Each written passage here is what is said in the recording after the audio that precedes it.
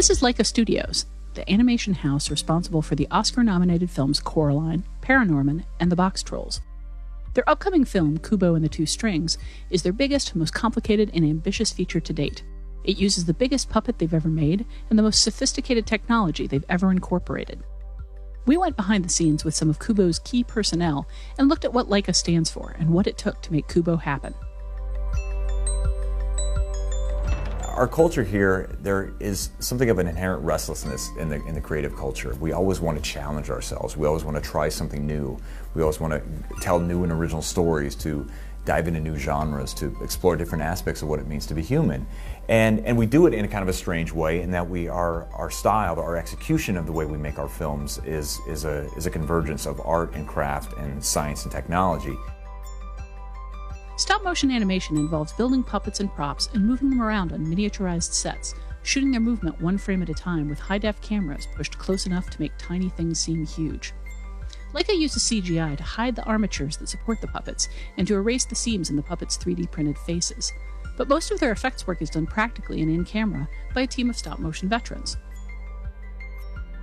As you're developing a film, for the first 2-3 years, all you're doing really is figuring out who these characters are, what this world is, what are the themes that you're addressing, what parts of your own life are you weaving into the movie to give it resonance and meaning.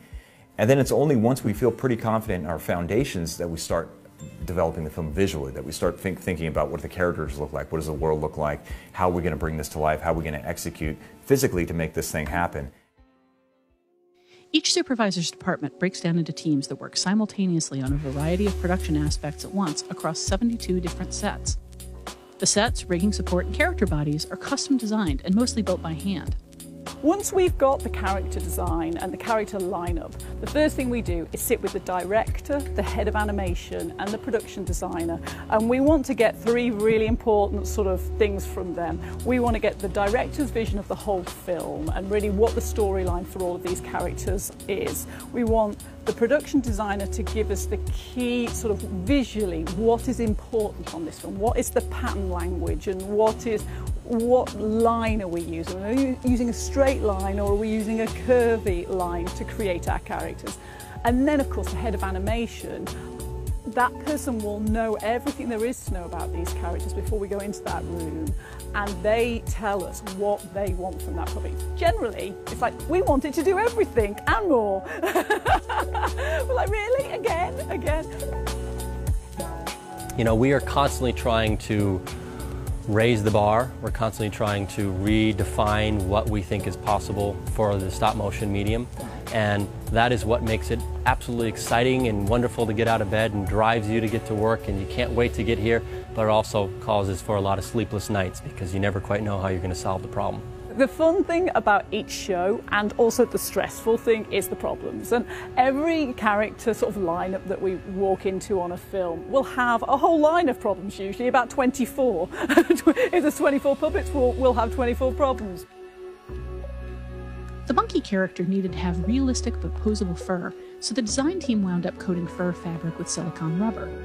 They used a similar technique on Kubo and his mother, who have real human hair on their heads, coated with silicone. Beetle had to have a complicated armature that would support his armor plates but let him move, so the rapid prototype department got involved in designing interior wireframes for the puppet, rather than just working on the face. And the costumes were meticulously researched and designed, but because the fabric had to hold poses, the clothing on the puppets is full of wires and tiny weights that hold each fold in place. On Kubo, Georgina and her team started working extensively with laser cutting and etching of fabrics. We always try to do as much as we can, practically and in camera. And only through experience are we able to make those decisions quicker. And we can look at something early, the idea of it, and go, okay, well, I can tell you from experience what the problems are going to be from an animation point of view, what the problems are going to be from a camera point of view, what the problems are going to be from a set building point of view, how much it's going to cost. And then it becomes just a choice by the director and the producer. With Kubo, the effort to use practical effects including building immense sets that break apart so animators can access any part of them to reach the characters. These sets include multiple copies of a huge sailboat that appears to be made of tiny leaves, a snowy landscape covered in a crunchy foam that moves just like snow when the characters step on it, and it also involved making some giant robot eyeballs. So the rigging has changed immensely since Coraline. It's got a lot more nuance, it's got a lot deeper into the actual puppetry, and we've taken on a lot more automation, and we're developing a lot more relationship with our motion control department. The robots can also be controlled with a bowling ball interface for live interaction. Cooperation cross-platform has become a key discipline at Laika, because when the designers or directors have creative goals they don't know how to meet mechanically, they don't necessarily know which department will be able to solve the problem. The film's flying moon beast became an issue for several departments because it was such a detailed design, it needed to glow, and it needed to fly. Moonbeast was unusual just because it was asking people to exercise a muscle that they typically don't ever think about using. We're very familiar with working with different departments for different things, but when you were thrust together on a common problem, it was difficult just for little things like who's running it, how are we, whose idea do we go with, and that was where Laika's sort of mentality really fell into place. In order to achieve the look of some of these characters on Kubo and the Two Strings, we knew we needed to try a different printing technology. The powder printing technology was not going to afford us what the director wanted out of these characters. So we had an opportunity, because of our reputation within the 3D printing industry, to talk to 3D printing companies and start to see if they had anything in development. Our challenge within the RP department is to never allow the technology to dictate what we can do. And that's, I think, one of the things that has made us so successful as a department, because there was no ceiling. We never knew what the limits of this technology was, that whenever we would see a challenge or whatever we would see a character design, we had a group of really talented artists and technicians and wizards that were just willing to accept it and figure it out.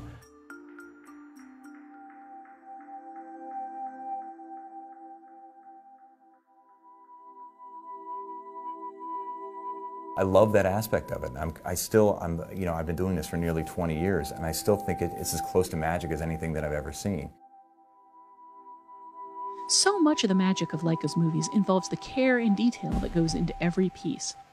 It comes from their staff's experience, and it comes from their willingness to make each project more ambitious than the last. I worked on Nightmare Before Christmas. In those days, we would bring everyone together to make a movie, and when the movie was over, everyone would kind of just disappear and go their own ways, find other jobs. Laika's different.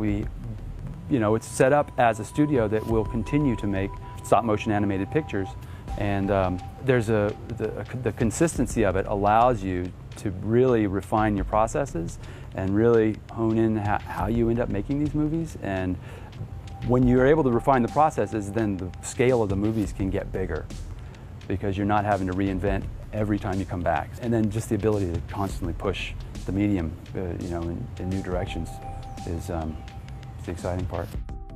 We always strive to be as good as we can. We always strive in our art to be perfect, to make these things as beautiful, as powerful as they can.